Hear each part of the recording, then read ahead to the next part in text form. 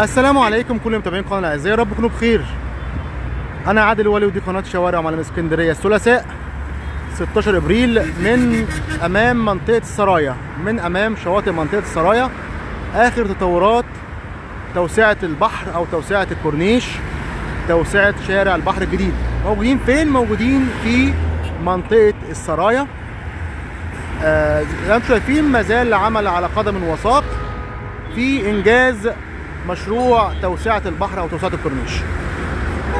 احنا كده امامنا شاطئ السرايا المجاني اللي كان زمان اسمه كده شاطئ السرايا المجاني. طبعا قبل توسعة المحجوب الله يرحمه كان موضوع تاني، ولكن الصيف اللي فات احنا كده امام شاطئ السرايا المجاني. وامامنا ايضا شارع الطفولة السعيدة ومدرسة سيدي بشر القديمة او ملجأ الطفولة السعيدة، ملجأ للجالية اليهودية في اسكندرية زمان، ملجأ ايتام. احنا موجودين في منطقة السرايا. على يمين الصورة شارع البحر او شارع الجيش. ليه سموها السرايا؟ طبعا دي قصة كبيرة جدا، ولكن مختصرها المكان هذه العماير وفندق المحروسة كان في هنا سرايا تسمى سرايا الرمل، انشأها الخديوي اسماعيل. اول من انشأ السرايات في منطقة الرمل الخديوي اسماعيل. احنا كده امامنا شارع علي العبادي ودوران سيدي بشر الترماي، وعلى اليمين شارع عبد السلام عارف، وعلى الشمال شارع خالد بن الوليد، ايضا على الشمال السيوف وفيكتوريا. مكان العماير اللي امامكم ومكان فندق المحروسه كانت سرايا الرمل، انشاها الخديوي اسماعيل، ثم اصبحت بعد كده ملك زوجة الخديوي توفيق، ثم بعد كده اصبحت ملك القوات الانجليزيه، ثم اصبحت طابله، ثم اصبحت فيما بعد مساكن وفندق المحروسه. طبعا قصه كبيره ان شاء الله نعملوا لها باذن الله فيديو مخصوص. وبعد كده في شارع الاقبال اللي علامته الابوار اللي كان بترو مطعم وكازينو بترو زمان.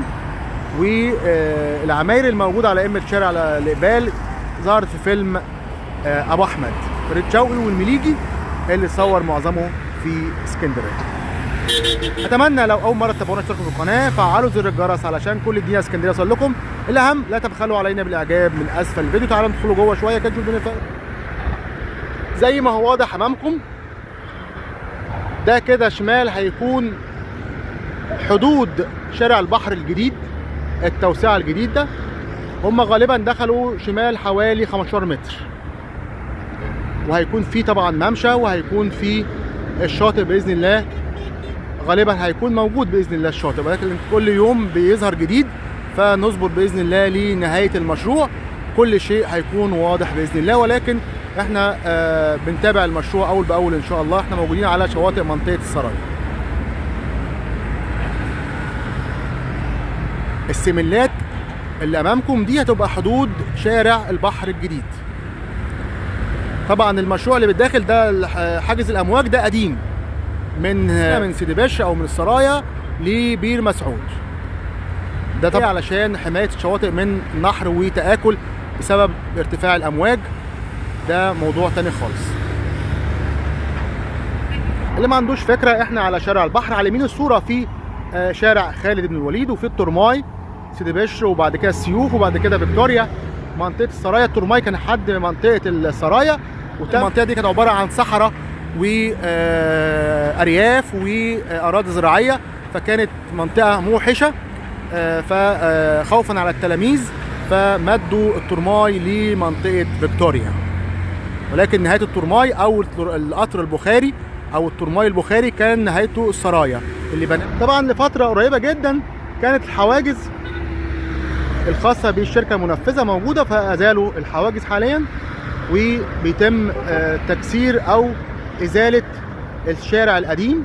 الممشى القديم كان لسه موجود،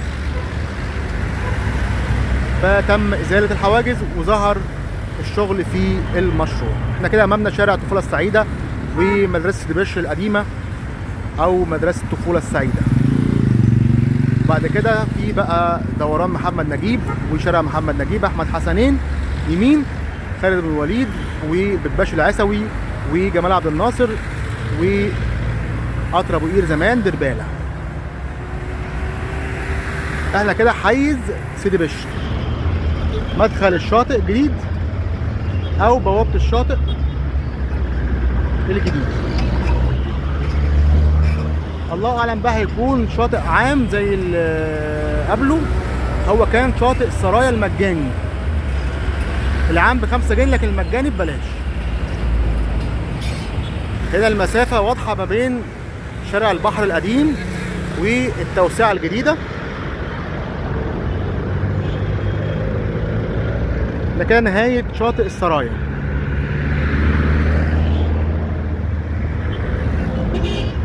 خلف التوسعة في بقى مشروع الصداد أو حاجز الأمواج، ده مشروع قديم.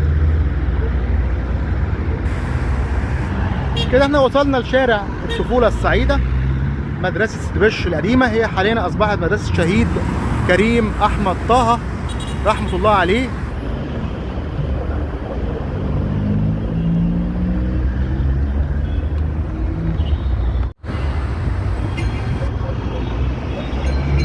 كده احنا امامنا فندق المحروسة ومساكن المحروسة، عماير المحروسة، طابية. على الشمال البوسطة، شارع علي العبادي، دوران سيدي بشر الترماي، شارع عبد السلام عارف، امامنا لوران وشارع الإقبال، امامنا البروفاج، امامنا سان ستيفانو، امامنا ثروت. لا تبخلوا علينا بالاعجاب من اسفل الفيديو اللايك، ولو لسه ما اشتركتوش شرفونا بالاشتراك. مشروعين في وقت واحد، التريلا شايله الصداد حاجز الامواج لمشروع حاجز الامواج، والدقشوم لمشروع توسعه البحر. بسم الله ما شاء الله. شايفين الكرفان الازرق ده واللبن ده اللي خلفه ده بيت او فيلا او قصر او سرايه المهندس مصطفى فهمي اللي صمم وانشأ كوبري سرايا المنتزه، كوبري المنتزه اللي بيفصل ما بين المعموره الشاطئ وجناين المنتزه، رحم الله الجميع.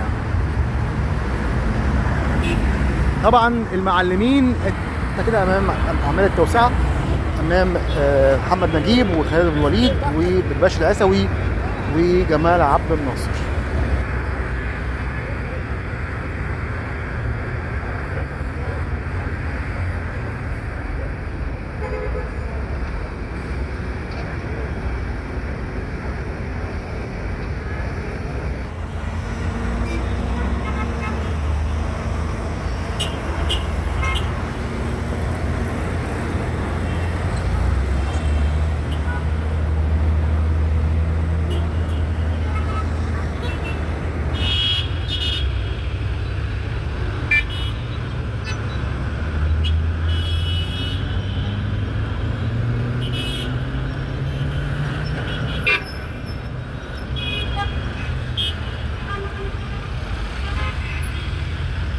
في نهاية جولتنا اتمنى تكونوا سعدناكم، اشوفكم ان شاء الله في فيديوهات قادمة باذن الله تعالى.